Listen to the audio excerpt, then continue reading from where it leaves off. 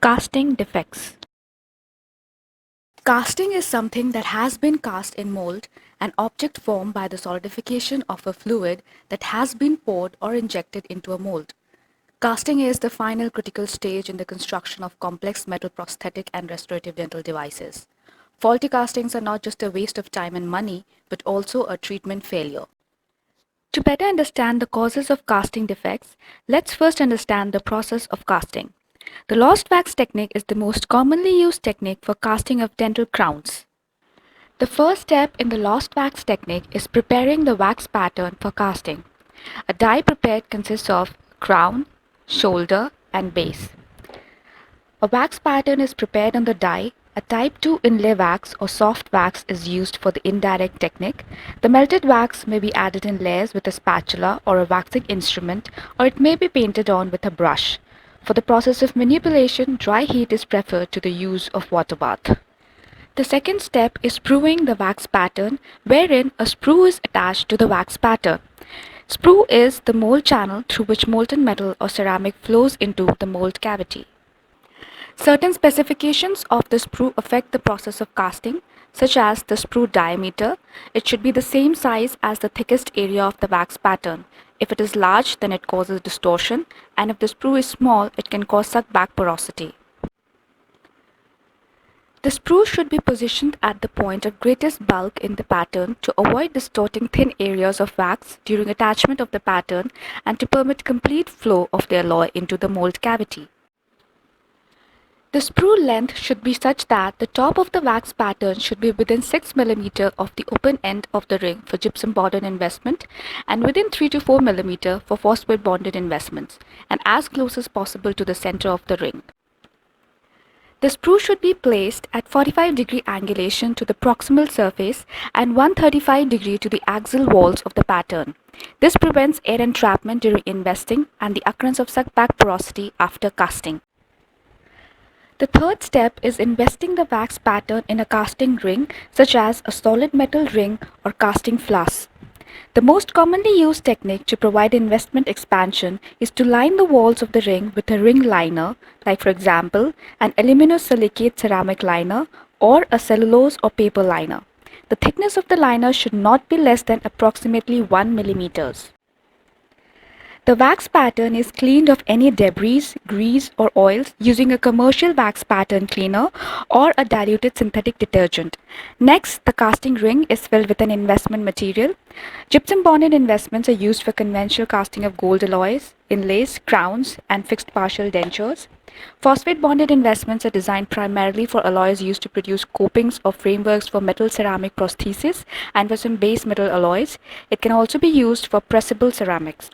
The fourth step is burnout of the wax pattern, which is the process of heating an investment mold to eliminate the embedded wax or plastic pattern. For gypsum bonded investments, the burnout temperature can be either 500 degrees centigrade for the hygroscopic technique or 700 degrees centigrade for the thermal expansion technique. With phosphate bonded investments, the maximum temperature setting may range from 700 to 1030 degrees centigrade depending upon the type of alloy selected. It is advisable to begin the burnout procedure while the mold is still wet. The fifth step is casting the alloy. Clay crucibles are appropriate for many of the crown and bridge alloys, such as the high, noble, and noble types. Carbon crucibles can be used not only for high, noble crown and bridge alloys, but also for the higher fusing gold-based metal ceramic alloys. Crucibles made from alumina, quartz, or silica are recommended for high fusing alloys of any type. The dimly blue reducing zone is used for heating the alloy, as it is the hottest part of the flame, thus placed constantly on the alloy during melting. The sixth and the last step is recovery of the cast alloy prosthesis. After the casting has solidified, the ring is removed and quenched in water as soon as the button exhibits a dull red glow. Often the surface of the casting appears dark with oxides and tarnish. Such a surface film can be removed by a process known as pickling, which consists of heating the discolored casting in an acid. For gypsum bonded investment, a 50% hydrochloric solution can be used. Gold-based and palladium-based metal ceramic alloys and base metal alloys are benched cool to room temperature before the casting is removed from the investment. They are usually not pickled. Defects in castings can be classified under 4 headings: distortion, surface roughness and irregularities, porosity, and incomplete or missing detail. The setting and hygroscopic expansions of the investment may produce a non-uniform expansion of the walls of the pattern. This type of distortion occurs in part from the non-uniform outward movement of the proximal walls. The gingival margins are forced apart by the mold expansion, whereas the solid occlusal bar of wax resists expansion during the early stages of setting. Distortion increases as the thickness of the pattern decreases. The less the setting expansion of the investment, the less the distortion. Surface roughness are fine space surface imperfections whose height, width and direction establish the predominant surface pattern, such as occlusal, buccal, lingual and gingival. Surface irregularities are isolated imperfections such as nodules that are not characteristic of the entire surface area, and they may be larger in size than surface roughness. Nodule is caused by incorporation of air bubbles during or subsequently to the investing procedure. The surface roughness, irregularities and nodules can be prevented by using vacuum investing technique. Use wetting agent which is air dried to prevent excess liquid diluting the investment. Wax is repellent to water, and if the investment becomes separated from the wax pattern in some manner, a water film may form irregularly over the surface and appears as minute ridges or veins on the surface. If the pattern is slightly moved, jarred or vibrated after investing, or if the painting procedure does not result in an intimate contact of the investment with the pattern, such a condition may result. A wetting agent is of aid in the prevention of such irregularities. Too high a liquid powder ratio may also produce these surface irregularities. Fin spines and flakes occur due to rapid heating rates. A surge of steam or water may carry some of the salts used as modifiers into the mold, and these salts are left as deposits on the walls after the water evaporates. In order to prevent this, the mold should be heated gradually. At least 60 minutes should elapse during the heating of the investment filled ring from room temperature to 700 degrees centigrade. The greater the bulk of the investment, the more slowly it should be heated. Effect of heating. Under heating, incomplete elimination of wax residues may occur if the heating time is too short or if insufficient air is available in the furnace. Voids of porosity may occur in the casting from the gases formed when the hot alloy comes in contact with the carbon residues. The casting may be covered with a tenacious carbon coating that is virtually impossible to remove by pickling. Prolonged heating causes disintegration of the gypsum bonded investment, and the walls of the mold are roughened. Furthermore, the products of decomposition are sulfur compounds that may contaminate the alloy to the extent that the surface texture is affected. Such contamination may be the reason that the surface of casting sometimes does not respond to pickling. In order to prevent this, when the thermal expansion technique is employed, the mold should be heated to the casting temperature and the casting should be made immediately. Effect of pressure.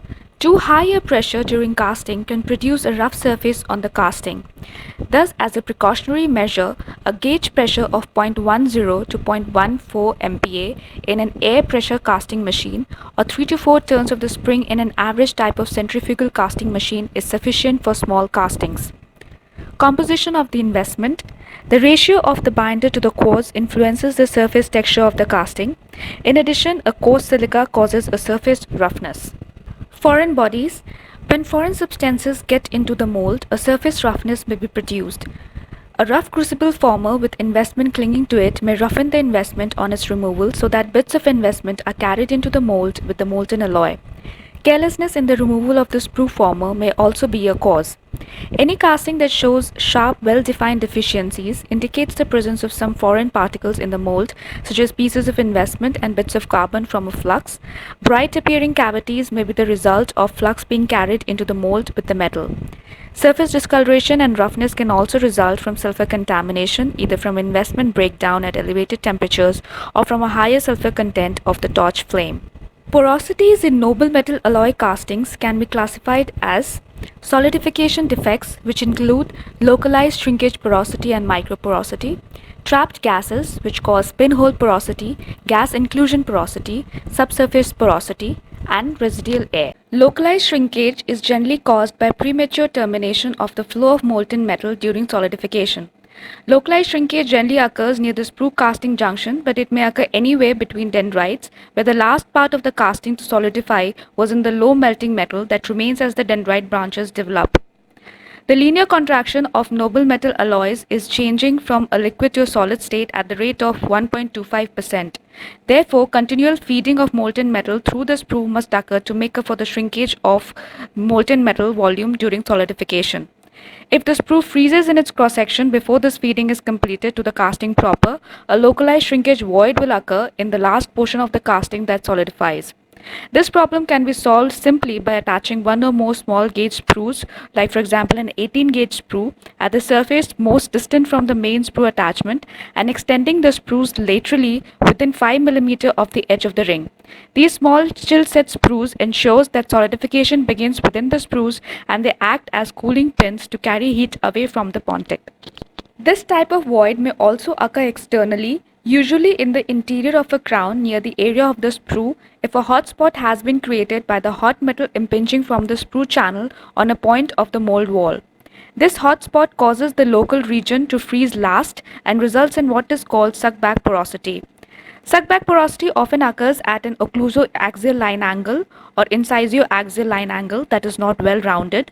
The entering metal impinges onto the mold surface at this point and creates a higher localized mold temperature in this region, which is known as a hot spot. A hot spot may retain a localized pool of molten metal after other areas of the casting have solidified. This in turn creates a shrinkage void or suckback porosity. Suckback porosity can be eliminated by flaring the point of sprue attachment and reducing the mold melt temperature differential, that is, lowering the casting temperature by about 30 degrees centigrade. Microporosity also occurs from solidification shrinkage but is generally present in the fine-grained alloy castings when the solidification is too rapid for the micro voids to segregate to the liquid pool. It is seen in the form of small irregular voids. Such phenomenon can occur from rapid solidification if the mold or casting temperature is too low. Unfortunately, this type of defect is not detectable unless the casting is sectioned. In any case, it is generally not a serious defect. Pinhole porosities are related to the entrapment of gases during solidification and are seen as spherical porosities. On solidification, the absorbed gases are expelled and pinhole porosity results. Gas inclusion porosities are related to the entrapment of gas during solidification. It is also characterized by a spherical contour, but they are decidedly different in size. The larger voids may also result from the same cause, but it is more logical to assume that such voids are caused by gas that is mechanically trapped by the molten metal in the mold, or by gas that is incorporated during the casting procedure. All castings probably contain a certain amount of porosity. However, the porosity should be kept to a minimum because it may adversely affect the physical properties of the casting. Larger spherical porosities can be caused by gas occluded from a poorly adjusted torch flame or by use of the mixing or oxidizing zones of the flame rather than the reducing zone.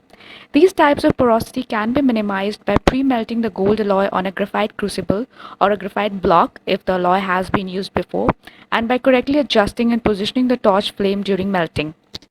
Subsurface porosity occurs due to simultaneous nucleations of solid grains and gas bubbles at the first moment that the alloy freezes at the mold walls. It can be diminished by controlling the rate at which the molten metal enters the mold. Entrapped air porosity on the inner surface of the casting, sometimes referred to as back pressure porosity, can produce large concave depressions. It is caused by the inability of the air in the mold to escape through the pores in the investment or by the pressure gradient that displaces the air pocket toward the end of the investment via the molten sprue and button. The entrapment is frequently found in a pocket at the cavity surface of a crown or mesoocclusal distal casting. Incomplete casting is caused by insufficient venting, which is directly related to the back pressure exerted by the air in the mold. If the air cannot be vented quickly, the molten alloy does not fill the mold before it solidifies. If insufficient casting pressure is used, the back pressure cannot be overcome. Incomplete casting can also be caused by incomplete elimination of wax residues from the mold. If moisture or particles of wax remain, the contact of the molten alloy with these foreign substances produces an explosion that may produce sufficient back pressure to prevent the mold from being filled. Incomplete casting can also be caused by high viscosity of the fused metal. Incomplete casting due to any of the reason leads to casting failure.